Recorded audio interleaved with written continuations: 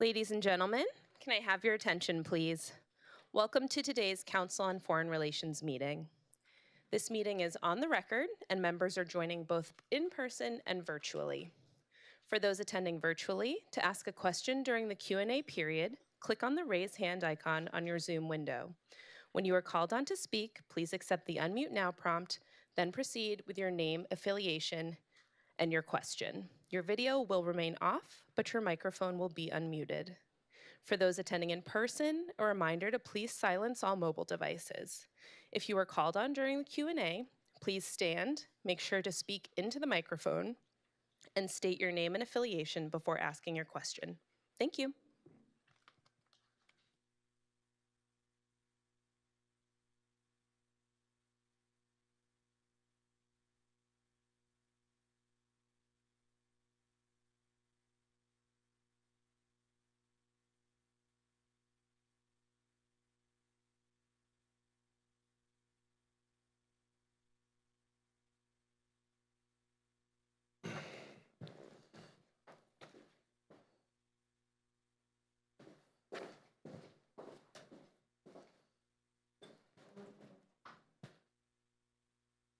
Hello, everyone.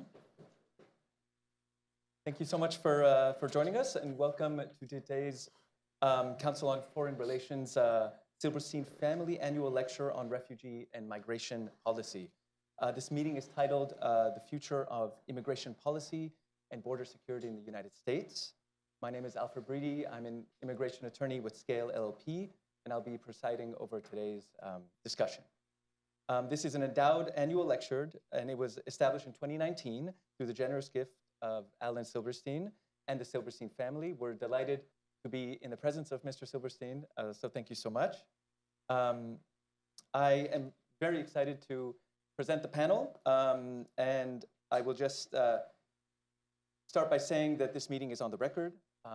The panel today is amazing in the sense that it covers policy. The speakers, their expertise cover policy, implementation, and analysis.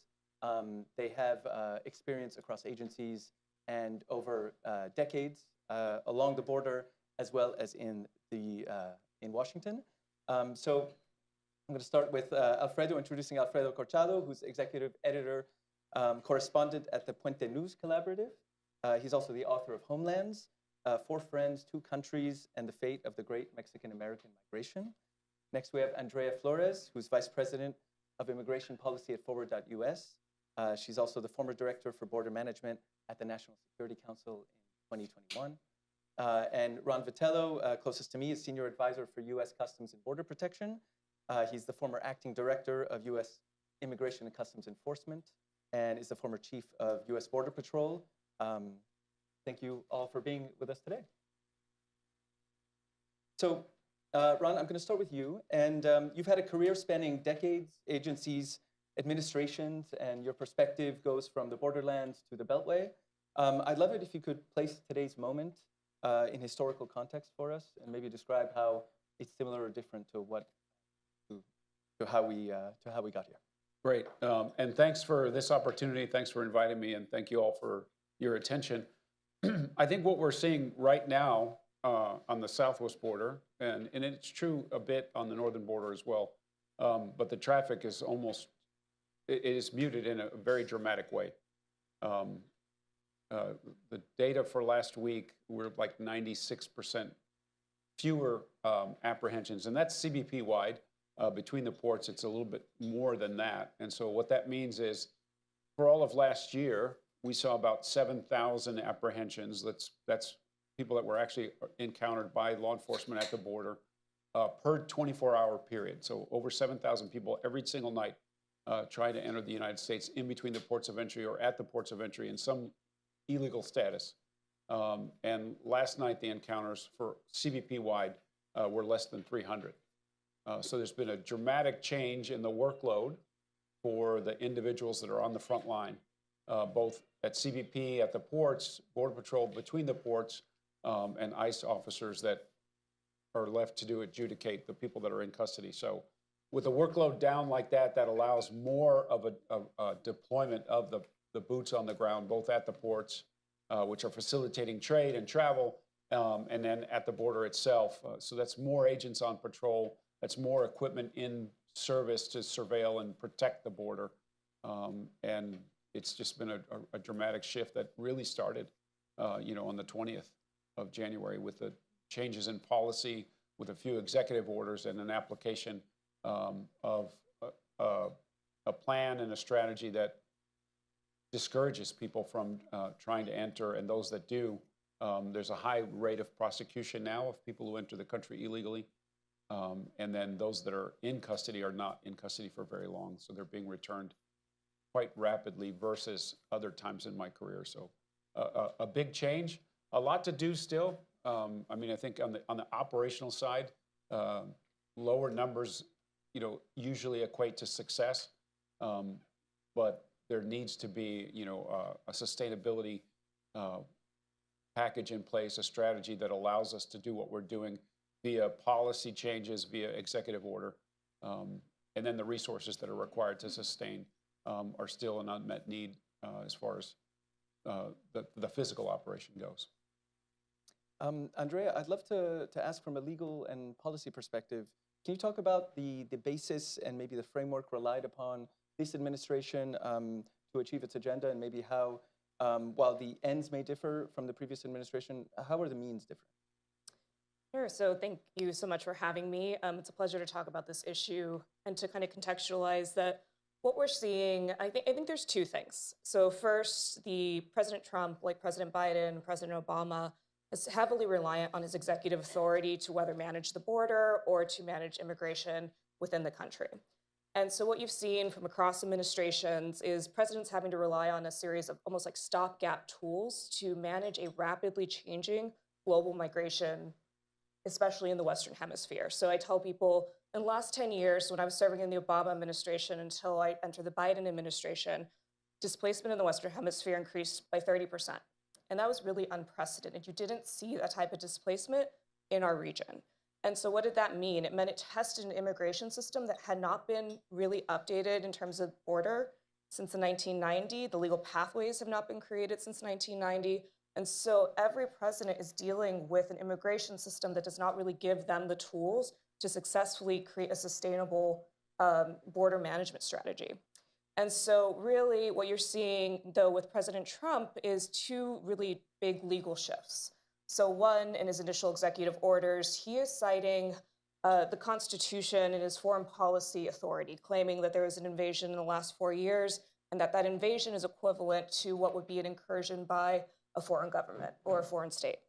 And that is opening up then new powers, whether to suspend the asylum system, but also to go in and evaluate legal immigration, green card holders. And so that's just a really different legal phase. And I think you'll see a lot of kind of interesting court cases that will answer just how much does the Constitution, the president's foreign policy power, allow him to do, because there is a very complicated regulated immigration sort of law in place. And so what you also saw under President Biden, him also sort of using emergency powers to ultimately suspend immigration law. So there's a continuation in that piece as well. So I think a big question is, does the president's foreign policy power supersede immigration law as we know it, or does it not? And at the end of the day, how does Congress actually deliver any executive far better modern immigration tools that will allow our country to actually modernize the way people enter the country, how they stay, and how they stabilize? And Alfredo, I'm curious from specifically from the border perspective, how have things changed since January 20th? And can you tell us a little bit about the last couple months, but also maybe the period preceding Inauguration Day and maybe since the election? And Sure, and thank you, CFR. I am proudly representing the other Ellis Island, which is on the southern border, El Paso. I would say, instead of maybe talking of since January 20th, the numbers really started going down dramatically, I would say last summer.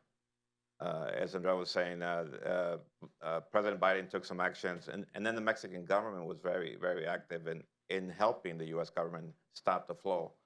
But since January 20th, I mean, we've seen the numbers. I think in December, at least on the El Paso,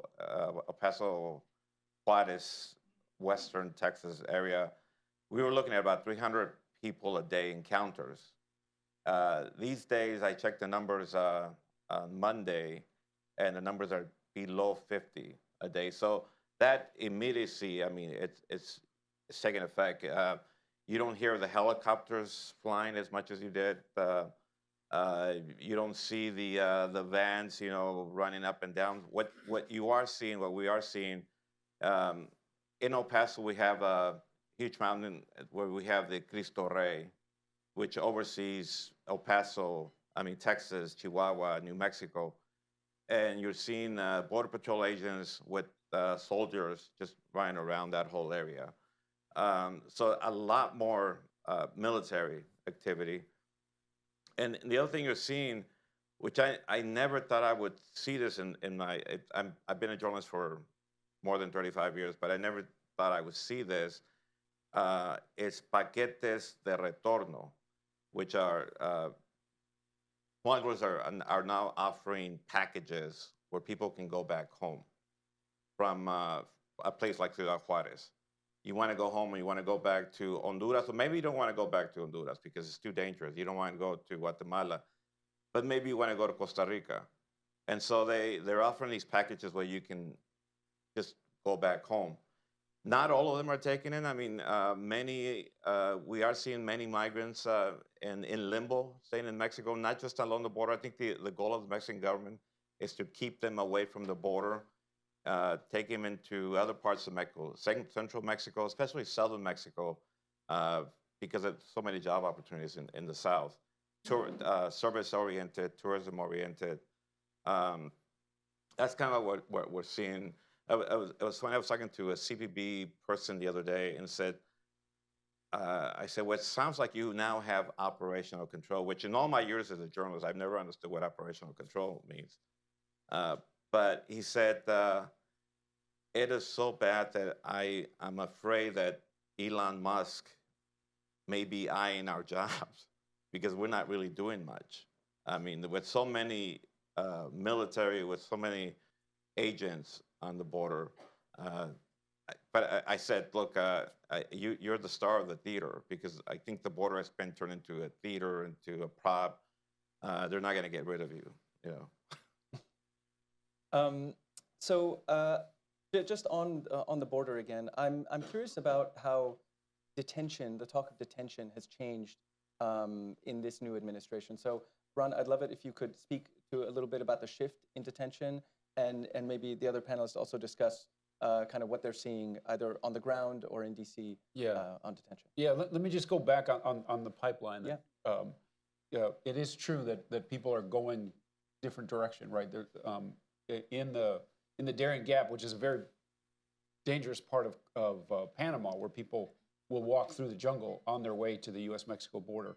And we're seeing the traffic go in the other direction. It's a much safer place now because people aren't risking that walk or that dangerous journey through there. The CBP One app, before it was changed and reconfigured for CBP Home, which is what it's called today, we've seen thousands of people who were let into the country on parole under the CBP One app who have fled. There's thousands of people who elected to not be here for the implementation of the current policy. And then even in CBP Home, its feature now is for people to raise their hand and say, look, I don't want to knock up my door. I know I'm here illegally. I know my status is somewhat in question and I'm ready to go home. And they can ask for assistance, which will be provided. That's brand new. That started, I think, last week. You mentioned detention. One of the executive orders that the president issued to us was the end, colloquially is called the end of catch and release. And so where people would overwhelm the system and have to be let out of detention or let out of proceedings or let out of custody at the border, that process is ended. If someone in the field, for humanitarian reasons, needs to release somebody to go to the hospital or to care for a loved one, that has to be approved in the halls of Washington. And so there no mass releases, and that changes traffic patterns. And so detention is the alternative. And so what we have worked on in the last several weeks in CBP is to keep people out of the short-term holding facilities and move them into longer-term detention or remove them. And then ICE is doing the same thing. They are making arrests, at-large arrests of criminals all over the country, and they are typically underfunded in the area of having detention space. This year is no different. They've been funded for about 35,000 beds by the Congress, but they're right now, they're closer to 48,000 people in custody. And so they're trying to economize the use of that resource and then comply with the president's order not to release people who are in the country illegally. You spoke about folks who are either in between or in the middle with some sort of uncertain status, and that's kind of, I want to tease that a little bit. So we often talk about immigration as a binary, with people either in status or out of status, or with a visa or without a visa. There are a lot of people on either temporary visas, on parole, with pending applications. Andrea, I'd love it if you could speak to what that looks like, what that experience looks like, and this kind of expansion of the border, how that affects them. So yeah, so I actually grew up in a border community. I think what's interesting about this moment in immigration politics is our entire national understanding of immigration is subsumed by the border, right? So the question of detention is one piece of a tool to manage migration. But let's talk about what does the actual, let's say, undocumented population look like? So for the last, my entire lifetime, right, legalization of the undocumented has been a bipartisan objective. But I think what you've seen is our global migration challenges have changed, and administration after administration has faced that they don't have the right tools, and our system isn't designed for the economy that we have. Then the border became the front door of the entire immigration system, right? So you saw people who were, had humanitarian protection claims waiting in the same line as someone who had a job that they were going to fill because our economy needed it, or in the same line as someone who was just trying to reunite with a family member. That is no way for a major nation like the United States to manage an immigration system. I don't think any family should have to cross multiple countries in order to seek some form of legal status. So one of the, I think, the smartest innovations in the last 4 years, one of the newest things in immigration policy was President Biden created a series of legal pathways, also using existing authority, used his parole authority. And what he did was he actually looked at 4 of the highest sending countries, so Venezuelans, Cubans, Haiti, Nicaragua. Those countries were a huge proportion of the people at the border. And so what he did was he said, all right, what if we create a kind of modeling after other countries who use sponsorship, allow an American citizen to sponsor someone. So instead of them having to traverse multiple countries, use a smuggling network, they can come in through a legal process, be vetted, fly into an airport. They're not processed at the border. It's orderly, they get work authorization, and they fill jobs. We've seen them disperse across the country into rural areas too, who are desperate for more immigration. And so that is the future, but that isn't something you hear a lot about because it's not confined to the border. And so what has happened, though, to all of those people who used that legal option, right now their status is going to be revoked. And so the government authorized them to come, authorized them to work. And so we have about somewhere in the range of hundreds and thousands of employers who have hired work authorized people who are now going to have to fire those employees. That whiplash in our immigration policy and our politics is really going to hurt our economy, and it's really going to hurt people. When you ask the American public, what kind of immigration policy do you support? They support legal processes. They want it to be orderly. They want it to make sense. They want it to be fair. And right now, there's every administration, and I started at the beginning of the Biden administration. We also did the quick undoing and the rapid change and the whiplash, and that impacts communities. And I think at the end of the day, the future of this issue is which party is going to go to Congress and successfully negotiate a truly modern immigration system.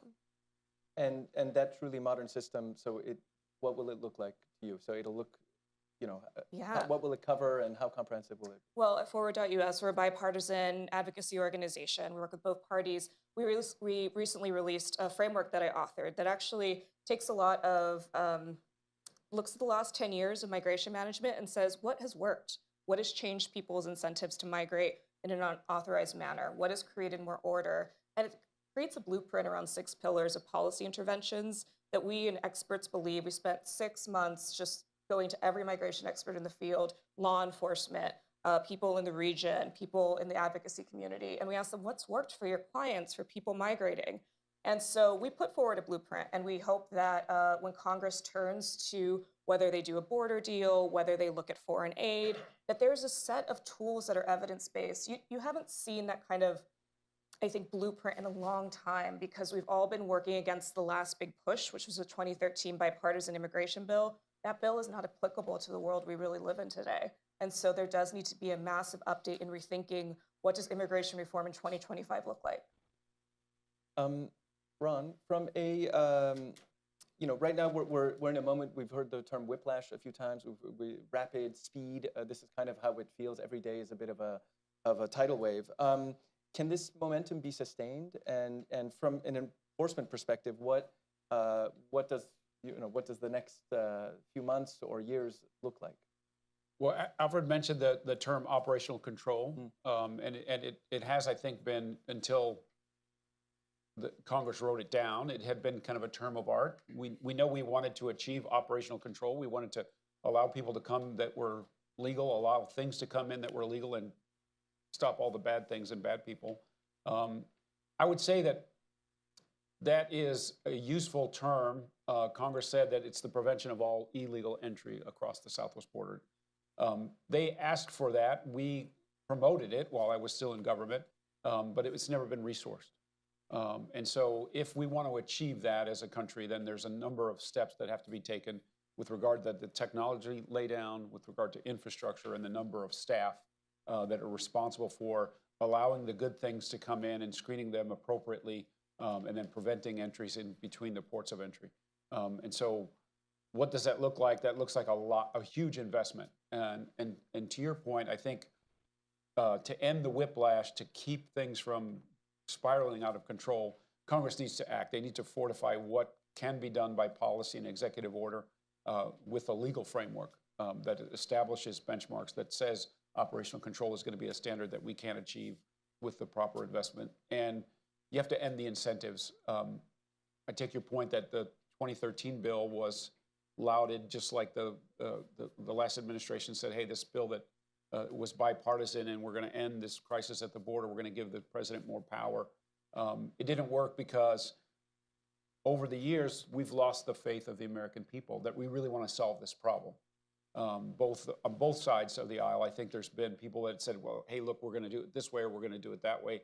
And it requires them to think together and pull something together that they can both withstand. But the American people's trust is based on the confidence whether we can control the border or not. If you have thousands of people coming across the border every single night, the American people are not going to be generous with a legal immigration system or a pathway to work in the U.S. Even if our economy demands or needs it, you've got to have a substantial presence and control at the border before we can be more generous. We all share an immigration story in our back. Many Americans share an immigration story in their background. My mom wasn't born here. She came as a displaced person during World War II. And so those of us that are involved in this and lived at the border, we understand why people come. But I also understand that the broader public, which drives who's in the House, in the Senate, and who represents us in that government, that they don't really trust what we've done or what has been done or what people say about the border. It needs to be proven. It needs to be legislated in a way that restores that confidence. Alfredo, I wanted to ask you about the perspective from both Mexico and perhaps the wider region. You were talking about some of the internal policies with a lot more people either stuck at the border or not being able to go up.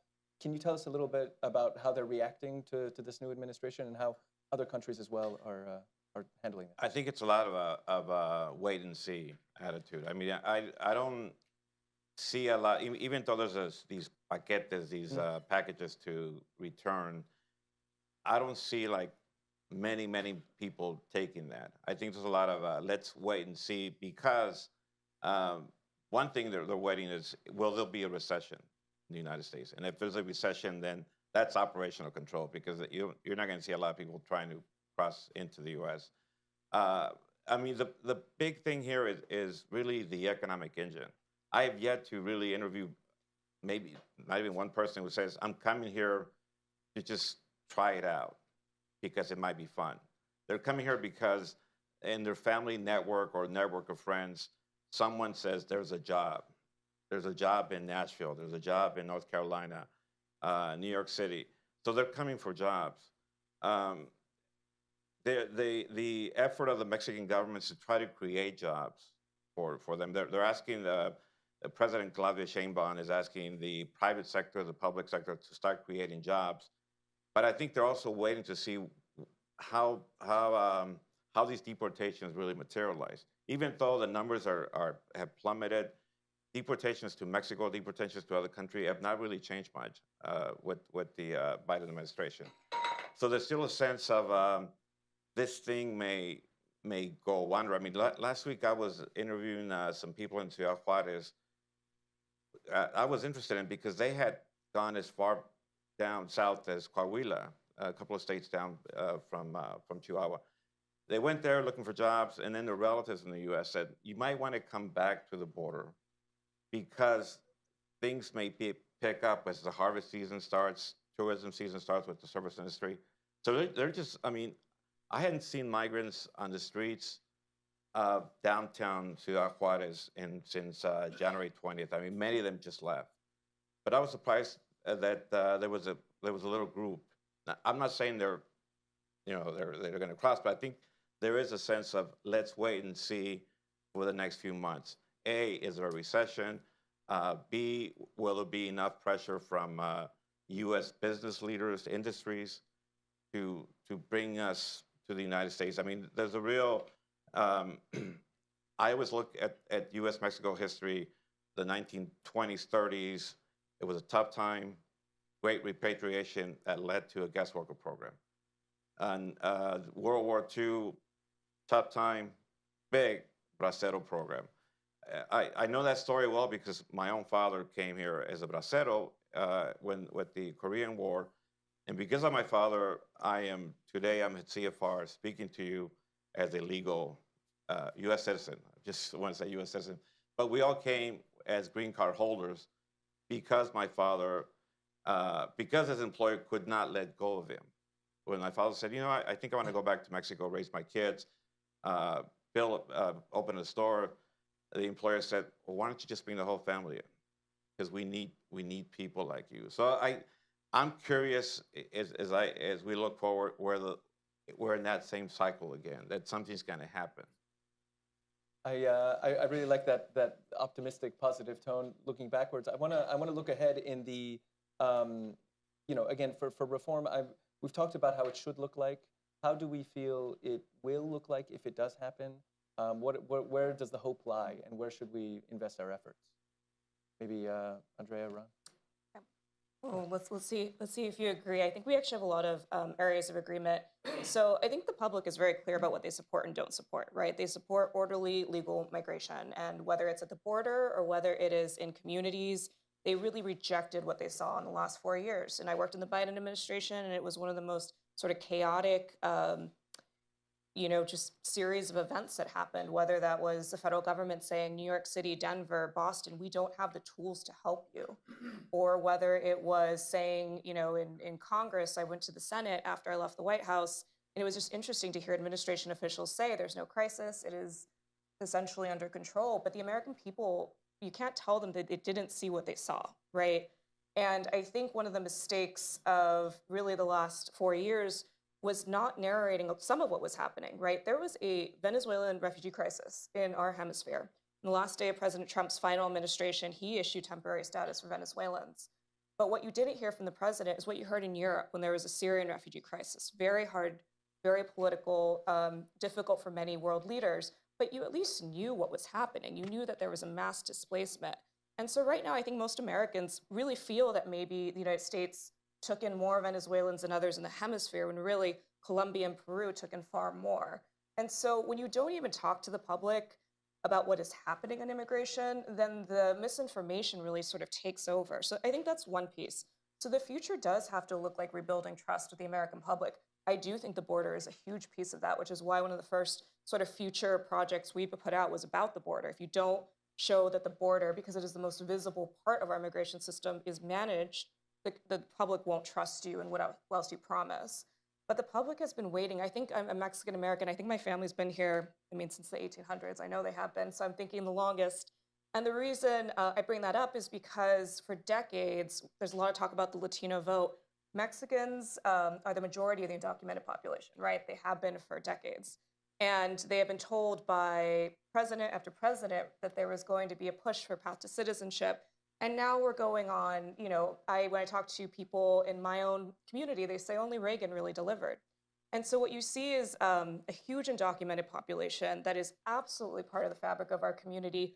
And I understand why mass deportations feels like the only solution when you haven't even heard about all the benefits we can get as a country from legalization, right? You don't know anymore. We don't use those arguments. President Obama, when I worked for him, always talked about the economic benefits of legalization, because you don't just have to get the border right, you have to stabilize the undocumented community, because the United States is the largest undocumented community in the entire world. That is absolutely, I think, outrageous for the way our economy works and for the dignity of those people. So Americans actually support that. You ask them, do you support legalization for someone who's been here over 10 years? Yes. Do you support legalization for an undocumented immigrant who's married to an American citizen and can't adjust? Yes. Do you support dreamers? Yes. Do you support people fleeing? Very specific. When they hear what they're fleeing, they're far more generous. So that is how Washington has to start engaging on this if they hope to ever move legislation. So that is a lot of what I think many advocacy groups are trying to do, but it really is going to have to be a huge bipartisan shift in the way we treat this issue. I don't disagree. There has to be a framework that establishes operational control. We have to have faith in the government and what our politicians tell us about what happens on the border, both the actual physical operations, like how many people are coming, how many got away. That has to be that has to be established in a very transparent way. That will lead to a dialogue about what to do with all the people that are here. And I think you have the same equation. You have to establish trust that these folks are going to be vetted. But I think the most important thing is that you can't incentivize people from another wave coming, right? So if you establish and sustain a measure of control on the border, and you start to give pathways of whatever kind for people to work here, to people to participate in the economy, that also has to be established. There has to be a trust established there that these people are, vetted in a way that they're not going to be, that people aren't going to be suspicious of them, and that we are going to be in a safe situation. And I would just say about the Venezuelan scenario, it's something that I've never seen. It didn't exist, whether it was based on people fleeing or it was based on some kind of calculated operation by the Maduro regime. I don't know the case of that. I think that there's a strong case that they were affiliated with the government, and then they're now coming here, they came here in numbers, but they weren't an issue in the United States before 2023. I mean, they just weren't here in significant enough numbers to cause the kind of havoc that we've seen them do. So that is in the grand scheme of let's control the border, let's figure out what to do with all the other unmet needs. But that's an anomaly, I think, in that discussion. I will say, anytime you have a refugee crisis, so the integration challenges that you've seen in the Venezuelan community, the fact that many of them did come forward, were vetted, did use a legal pathway, had an American citizen sponsor them, that's a trust building exercise, right? And I think that's how I see that community. And I'm very concerned. We talked about the legal landscape. I don't understand why a wartime authority is being used to target one particular nationality. I think that's very dangerous, and it goes into darker periods of our history. The Alien Enemies Act was used to intern Japanese U.S. citizens, German U.S. citizens, Italian U.S. citizens. So I'm very concerned that the American people are hearing that something like that is needed. If there are people and they pose a public safety threat or a national security threat, our immigration laws are actually very well equipped to then remove them from the country. So you don't need to invoke, and I'm scared for that population. We're both from the El Paso area, and we're both Mexican, and so I remember the outcome of years since 2015 of sort of Mexicans are rapists and criminals, and sort of what was the outcome of that demonization. And so I think this is a really important conversation to have, because we don't want people to be more unsafe, and the United States did extend its hand and did create a legal process for Venezuelans. And I think we have to remember that also was vetted and that was also secure. And you also had the issue of a lone gunman from North Texas drive up to El Paso to target Mexicans to get rid of the U.S. The Mexican invasion of the United States. So that's something that's very worrisome for border communities. Now, and I would just say for minority communities throughout the country. But on the Venezuela thing, I mean, the Venezuela experience, it really started off in Colombia and other South American countries, Chile, Ecuador, Argentina, Mexico, and then the United States. So it went throughout the whole region before they arrived in the United States. Yeah, and I don't disagree with that. I would just say that they were prolific enough to challenge, retail drug sales in Colombia, right? Their organization, a mafia like any other, was powerful enough to control the drug trade in Colombia, and was affiliated in a way with the Venezuelan government to run the prison system, the national prison system in Venezuela. So this isn't the same kind of gang and I don't equate it with other groups of people who came in large numbers, like the Italians from like my dad's side of the family, like the Irish before them. I don't see those parallels. The Tren de Aragua, that gang particularly had influence in the region and the country in a way that most other gangs didn't. I'm gonna jump in quickly. We are gonna open the floor to questions, both in the room and virtually. I would like for people to raise their hand, state their name and affiliation. Also, we will be taking questions virtually, so we'll be going back and forth. I'll start with someone in the room. Okay, you. Just a reminder, this meeting is on the record, by the way. David Nachman, unaffiliated. Thank you for your comments. Ron, just on the Venezuelan thing, I've been in Venezuelan prisons. I don't know if you have, but it's a different environment, and I don't think the suggestion that Tren de Aragua is affiliated with the government in the running of the prisons. In fact, Venezuelan prisons are run by the inmates. That's just a general thing.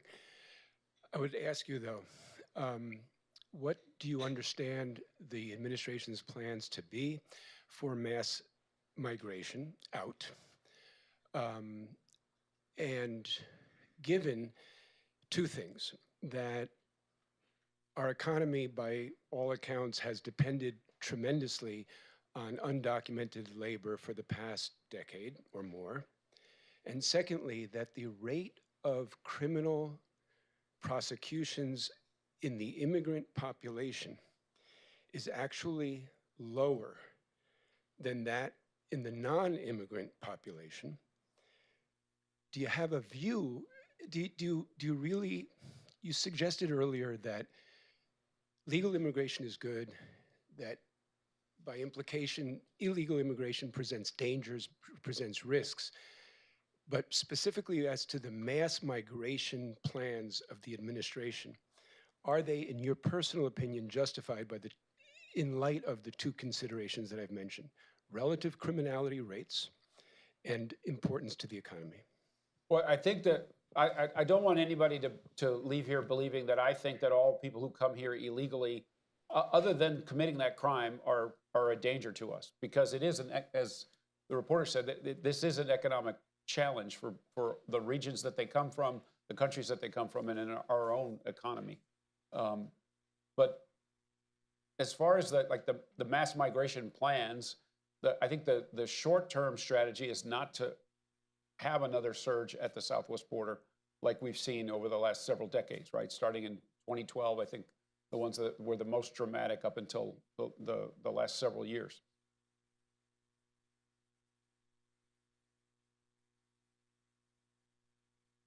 So the plan is to not allow people to stay if they came under those conditions.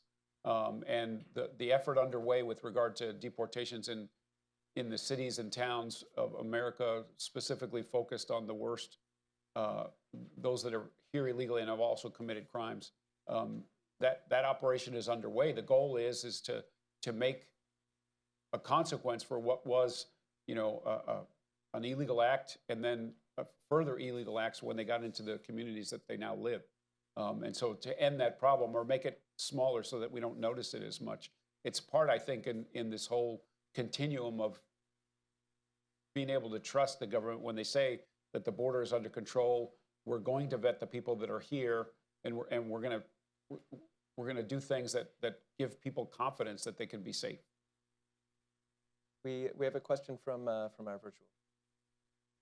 We will take our next question from Delphine Schrank. Hello, my name is Delphine Schrank. I'm an independent journalist based in Mexico, writing a book out of Central America. I'm curious, you haven't mentioned once root causes. Has that been abandoned as part of the strategy of immigration? Perhaps Andrea could address this specifically, but it's certainly been from the ground evident that in the last 4 years, the root causes portfolio wasn't given priority and wasn't addressed, but in the past, there had been measurable results for it that speak to the incentives of people leaving. And I'm curious if you can bring that into the discussion. Thanks.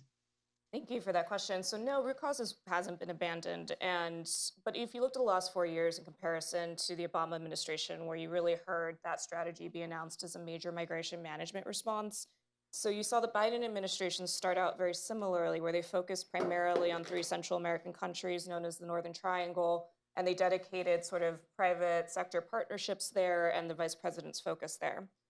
But that was missing how global migration in the region had changed, right? So the root causes in Venezuela, why weren't we doing more as a nation to help Colombia? Why weren't we anticipating the mass migration of Haitians coming up through Chile and Brazil? So root causes really changed dramatically. And it's something that we put out from Forward's new border framework, because what we actually acknowledge is that the control at the border, it actually starts in the country of origin when an individual decides that they are, if they're internally displaced.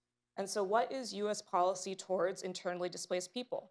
All right, so once you go on from there, what if they have to leave because they cannot safely stay in their country, they're being persecuted? Well, then what are we doing as a nation? So this is what I think the future of the root causes strategy is.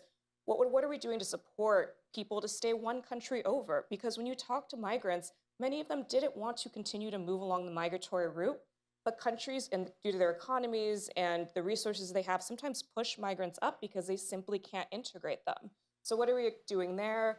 And then additionally, regional sort of processing options have to be part of the solution. So, we see Republican bills that have been introduced in the past. They say embassies and consulates should play a role.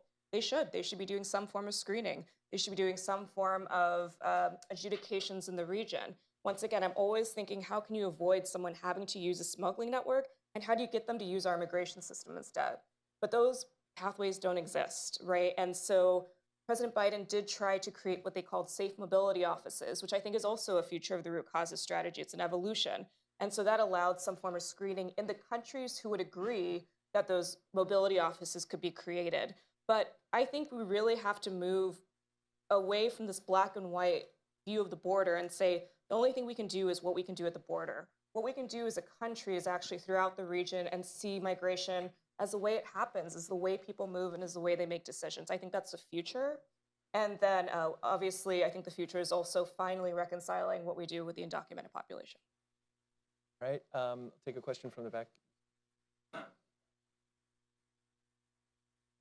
Jim Traub with foreignpolicy.com.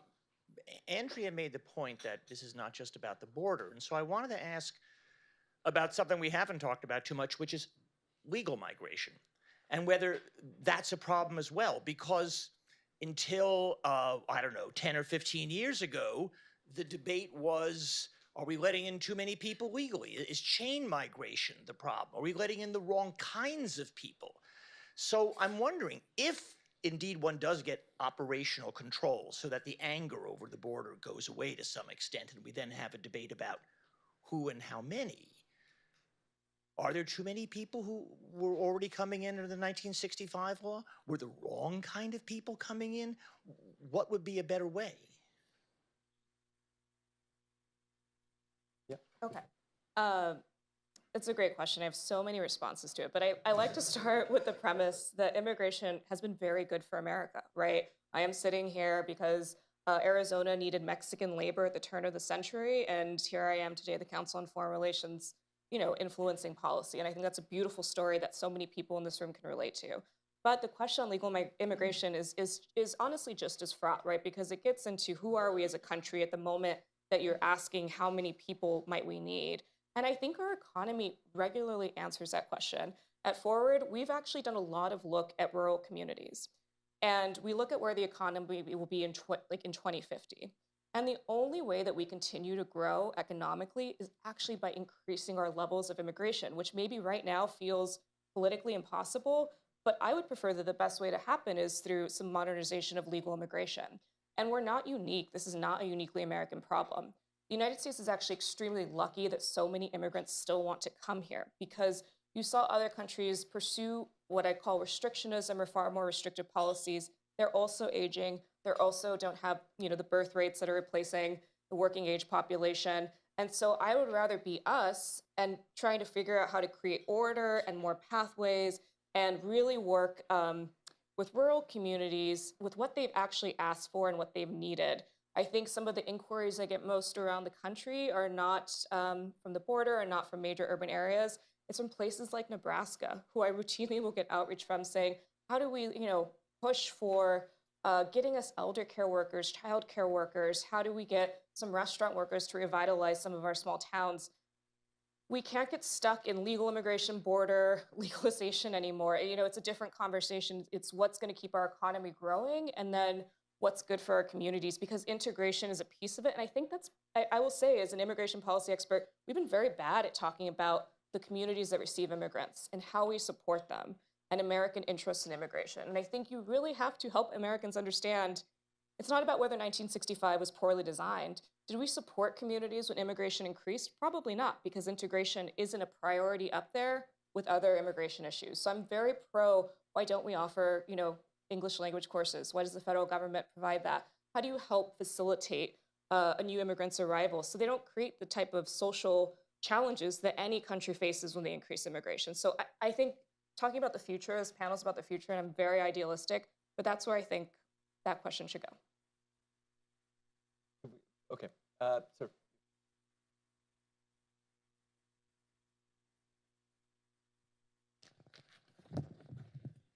My name is, excuse me, my name is Joel Cohen. I work at the Rockefeller University down the street. I would like to ask at least two of the people on the panel to address the meaning of criminal. Is it something that has to be determined by a trial with facts presented, or is it something that can be determined on the spur of the moment by an arresting officer?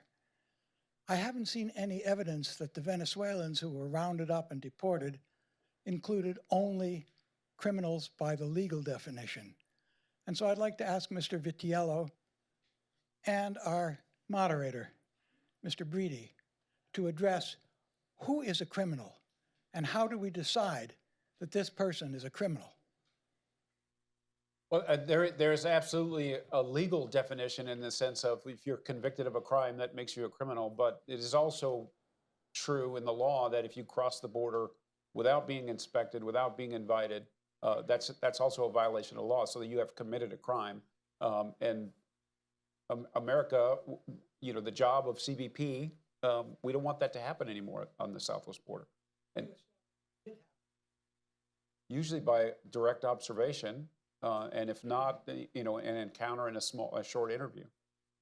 Some people, in the last several years, since about 2014, a lot of the migration across the Southwest border were people who actually announced to officials that they were here illegally and they wanted to be taken into custody, because since 2014, we've had these major surges. Part of what drives a surge is the incentive of being released into the United States, whether you're an asylee or a refugee, or you have a chance to have status in the U.S. If you're released at the border to go live your dream in the United States, you encourage a lot more people to come, and that's what's been happening in these major surges on the Southwest border. And generally after release in the old system, in the, let's call it the pre-detention system, generally after release, you have a next step where you have a hearing before an immigration judge. So that's because of the big backlog, these hearings often took years, so they were able to get work authorization and sort of live normally, although in a bit of limbo. So that now they're being detained, and the next step normally is to have a hearing. Okay, so we have more in the room. Hi, Avi Kaza, formerly with the Biden administration at USAID. So thanks for all of you for your public service, including you, Alfredo. So thanks for all of you. I wanted to, and Ron, you brought up a secondary question that's was related to my primary question, but so I'll tag along, but or add it on. But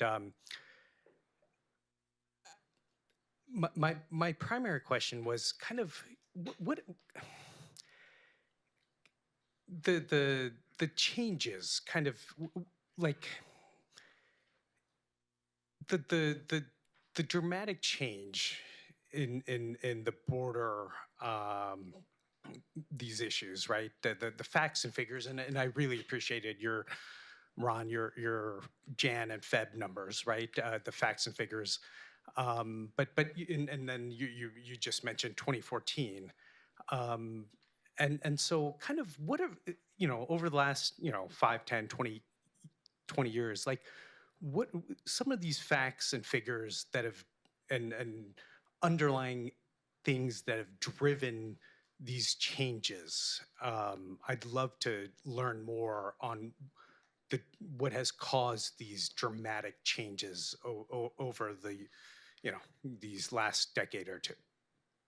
Well, there's earlier in my career, we used to talk about push and pull factors, right? So you're being pushed out of a place like Venezuela, or you're being pushed out of, the Northern Triangle because there's no opportunity. There's the economy is suffering either from inflation or the crops aren't coming in. There's rust in the coffee, so it drives people away from home. So that's the push. The pull is economic opportunity, and you can live your dreams in this country. You can become, what you want to be here. We still have that opportunity here in a free society. But one of the large incentives, one of the pull factors, was a release into the United States. So 2014 was the first time in modern history and in my career where entire families were being pushed or being pulled into the United States. Young children with their mom and with their dad, they were coming in large numbers that we had never seen before. And the government was ill-equipped at the time to counter that surge, to do anything. And what happens is the system gets overwhelmed and those people are released into the United States. They call back home to where other people are getting pushed out of their community, and they tell them, hey, they let us go at the border. We're in New York, we're in Aurora, Colorado, we're in Los Angeles, California, and we're sending money home. And that incentive keeps these surges going until the incentives go away. And that's what happened on the 20th. The end of catch and release. They didn't call it that, but releases are not allowed at the border without, a strict guideline, and people aren't allowed to stay. And those that make it into detention or the short-term detention are being removed quickly. So we've ended the incentive that encourages people to be pulled in. All right, we have a question here. Sam Koplowitz at International Rescue Committee. It's just based on your last answer, it sounds like you're saying this cut, a 6% cut, is solely due to the end of an incentive, the deterrence. So do we think that's going to last? Is that what everyone's perspective is, that this significant cut is just because of that? Well, it's not a 6% cut, right? Sorry, a sixth. Sorry, a sixth. Is that right? What were the numbers again? The numbers are, it's 96% less activity at the southwest border than we had all of last year, but on average. Okay. And sorry, I guess my question is, we think that that's going to last, and that's only due to this non-release change in policy, or do we think, I think we were hearing more that people are waiting and seeing. I agree that there's a wait and see aspect to this, both from the individuals that are in the pipeline, but there's also evidence that people are abandoning the journey, right? They're turning around in the Darien Gap. They're exiting the country. Some of them are fleeing into Canada. So there is a change in the direction of the pipeline. But the incentives or a release into the United States encourages people to come here. And we were doing a lot of that for the last 4 years, and that ended on the 20th. And so is it sustainable? Not without, a broader look at the framework that allows for it, not without a continued investment in resources so that you can establish control at the border and demonstrate that to the American public. I have one response to that. So I see it slightly differently. So yes, because President Biden had negotiated a deal with Mexico at the end of 2023, that's when you saw the huge precipitous drop in numbers. And why? Same thing when I know we worked together in the Obama administration in 2015, a huge drop in numbers because Mexico was funded and supported and massively increasing its enforcement, as I'm sure you all know. And so what I often tell people, there's a fragility in what we're seeing right now, and there's been a fragility for every single president, because at any moment, if Mexico changed policies or if its incentives change, numbers could go up tomorrow, right? And we still have the same facilities, the same broken processes. You can't maintain no catch and release when you have the same small spaces, far smaller than this room in many cases, of hundreds and hundreds of human beings. You have to do releases. You have to do it for public safety, because no one would agree that when we've had crises, in 2014, it was about unaccompanied children. And so those facilities have not been modernized. We talk a lot about in our framework, if you don't modernize the infrastructure that you actually process people in, then our border can always be overwhelmed. It is always a ticking time bomb. And so no president can be successful with the system at the border in place right now, because we share a land border with another country. So you can never just declare mission accomplished, because you're always having to manage all the different sort of factors that go into migration. And there could be a pandemic, there could be a storm in Mexico, there can be, we're looking at Peru right now, that could be a new sending country, that could be a new refugee crisis. And the question is, do you have an immigration system in place that it can manage that in an orderly, humane way? So you can't just end releases, right? Or else people will lose their lives. Just real quick, I mean, there's a lot of factors, but I think one of the biggest factors is jobs. If there are jobs in the U.S. waiting, I mean, or if Sheinbaum and President Trump do not get along and suddenly relations they break off and Mexico is not cooperating. I mean, it's a whole new ballgame. And I mean, to your question, I mean, I've been following this guy for 5 years. He came under President Trump because a gang had killed one of his neighbors and was going after him. He had 5 kids, picks the one kid he thought could make it to the journey. Ended up in North Texas. And he worshiped President Trump. He said, because of Mr. Trump, I have this opportunity. He has basically disappeared in the last week. I mean, he's off the parole. He changed houses because he knows that they're coming after him. And he's moving around because the jobs keep him going. I said, why don't you just go home? Time for you to go home. He says, I can't. I mean, too many people are calling me. They want me to do this, they want me to do that. So that whole job thing, I mean, it's a big, big deal. I mean, people don't migrate because they think it's a cool experience. It's an adventure. I mean, it takes a lot out of you to make that decision.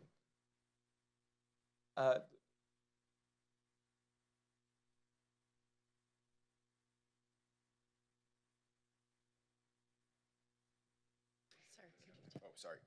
What's the price tag on operational control, on integrating once people arrive, and on kind of reducing some of those push factors, supporting IDPs and refugees in the countries that they're from? On the enforcement side, it's very expensive. I think the reconciliation, when they started the planning for it, which is now several months old, that number was 86 billion. It's probably twice that now, because they're trying to fit in all of the things. We want to have a system that can be sustained as it relates to the physical operations and then all the downstream needs that'll be required. But yeah, it's the price tag is very high. And I think the Trump administration is also paying for optics. I mean, if you look at there's about 260 flights that have left. 13 of them are military. They cost like 3 times what a normal sea ice plane would cost. So yeah, I think you also have to factor in the additional costs. that are being brought in to scare the heck out of people. All right, there are a lot of questions in the room, so I'm going to ask people to keep them short, and we'll try and go back and forth as long as we can. In the back. Hello, thanks for the comments. My name is Ithar El-Katetni. I'm editor-in-chief of Documented, which is a New York City newsroom that focuses on the city's immigrants and policies that impact their lives. It's been a very busy few months. I'm also an immigrant myself, and to your point, my father comes from a village in Upper Egypt, and here I am today, a term member at CFR. I guess we touched on some of the kind of stats around immigration, which are the positive ones, the low levels of crime, the actual data around within 100 years without immigrants, the population of this country will actually contract. The New Yorker had a great article this month, literally called The End of Children, that if you look at the labor market over the last 15, 20 years, it actually nearly contracts without immigration. That generally all of the data supports immigration is extremely important for America. And the fact that we can have a question within this room that asks about, is legal immigration itself also bad? I think just kind of highlights some of the rhetoric and the framing around immigration that is just kind of, across the country. So I guess my question is, which we kind of haven't touched on at all, why is immigration still this kind of scapegoat where we, just remember some of the words around poison of the country, around rapists and criminals, Springfield, Ohio, eating cats without Haitians and without immigration, that town would have pretty much kind of died. So would love to hear a little bit more around the rhetoric and narrative around immigration and why out of all of the issues, this is the one that even though it is actually all of the data empirically shows it is incredible for America, and America is lucky to have immigrants, lucky to have me, lucky to have you, and so many of us, lucky to have you. Why is this the kind of touch point and rallying point? Thanks. Well, to me, it revolves around the trust. I mean, just the one micro example of this last 4 years, we had a Secretary of Homeland Security who knew exactly how the border worked and what would work and what would not work as it related to enforcement policy and the downstream impacts of post-arrest and post-hearing and all the asylum claims, et cetera, et cetera. And then he came on the stage as the secretary, knowing full well what would work and what wouldn't work, and watched it crumble in front of his eyes and told us all that there wasn't a crisis at the border and that the border was closed. When we saw thousands of people, up to 10,000 in the peak of it, 10,000 people every 24 hours coming into the United States. And they continued to tell us that it was just going to be fine, that it wasn't a problem, and that they refused to call it a crisis.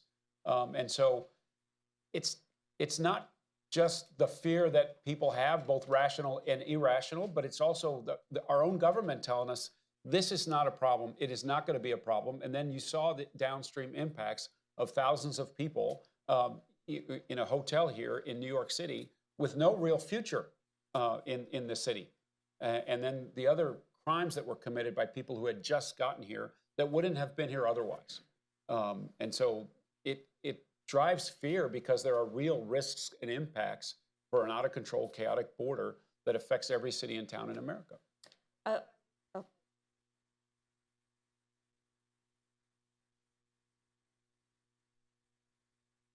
That the data, something like the Laken-Riley Act, that the data, again, not to drill into it, lower levels of crime, similar levels of education, similar levels of income, paying taxes, that when you look at the numbers, this simply isn't true, right? I would just say about Laken-Riley, like that one is one too many in that case. Like you can't tell her parents that it was okay for this person to be here and do what they did to their daughter. That's a completely unavoidable scenario. We don't have to live like that in 2024. But what I'll say about the Laken-Riley bill, which is striking, is that it is the first bipartisan immigration bill that's been passed in my career. And why was it supported by both parties? Why did they surpass the filibuster, which was something that was not surpassed after so many different immigration deals? And it was because of sort of this political definition of immigration all being subsumed by the border, right? And so I think both parties have really failed Americans on this because there's been a very concerted effort. And once again, the United States isn't unique. I think immigration restrictionism is popular. It's had many different appearances throughout our country's history, and it is globally a way that you often see perhaps more authoritarian-leaning leaders use immigration as a wedge issue to create fear. But there's been a lot more investment, I think, on that side of things, quite frankly, than you see investment in the facts. And I think about a fact that I think surprised me recently. I worked on the creation of the Deferred Action for Childhood Arrivals program in 2012. And I hadn't even looked back to see that they've contributed over $40 billion to they paid in taxes, right?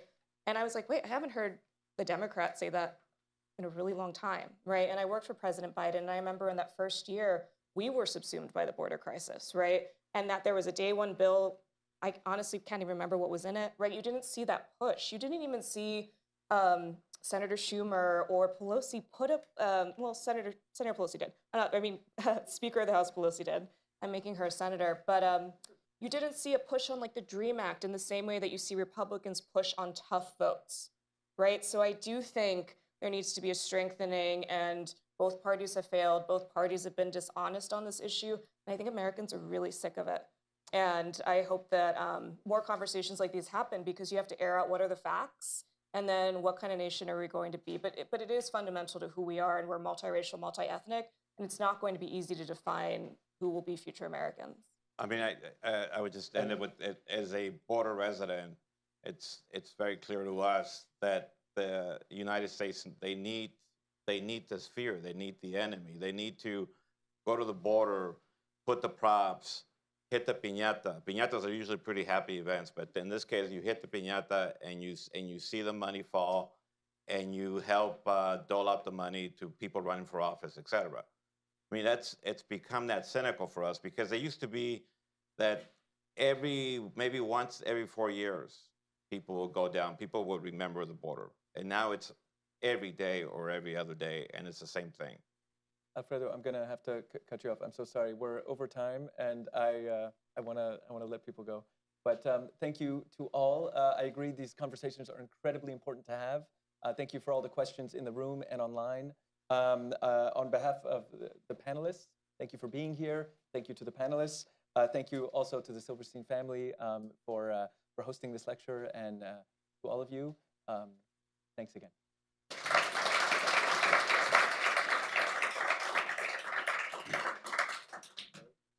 Well done.